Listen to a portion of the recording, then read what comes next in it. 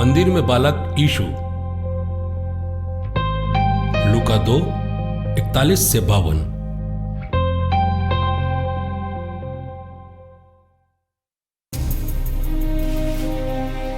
यीशु के माता पिता प्रतिवर्ष फसह के पर्व पर यरूशलेम जाते थे। जब वे 12 वर्ष के हुए तब वे लोग अपनी प्रथा के अनुसार वहां पर्व मनाने गए। जब वे उन दिनों को पूर्ण कर लौटे तब बालक यीशु यरूशलेम में ही रह गए। उनके माता पिता ये नहीं जानते थे। वे समझ रहे थे कि वो यात्री दल के साथ हैं, इसलिए एक दिन की यात्रा के बाद उन्हें अपने कुटुंबियों और परिचितों के बीच ढूंढते रहे। जब वो नहीं मिले तो वो उन्हें ढूंढते हुए यरूशलेम पहुंचे।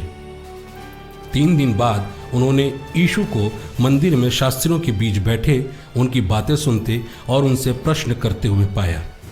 सभी सुनने वाले उनकी बुद्धि और उनके उत्तरों पर चकित थे। उनके माता पिता उन्हें देखकर अचंभे में पड़ गए और उनकी माता ने उनसे कहा, बेटा, तुमने हमारे साथ ऐसा क्यों किया?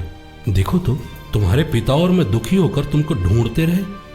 उन्होंने अपनी माता पिता से कहा, मुझे ढूंढने की क्या जरूरत थी? क्या आप नहीं जानते थे कि मैं निश्चय ही अपने पिता के घर में होऊंगा? परंतु यीशु का यह कथन उनकी समझ में नहीं आया। यीशु उनके साथ नासरत गए और उनके प्रति आज्ञाकारी रहे। उनकी माता ने ये सब बातें अपने हृदय में संचित रखा। यीशु की बुद्धि और शरीर का विकास होता गया और वे ईश्वर और मनुष्यों के अनुग्रह में बढ़ते गए।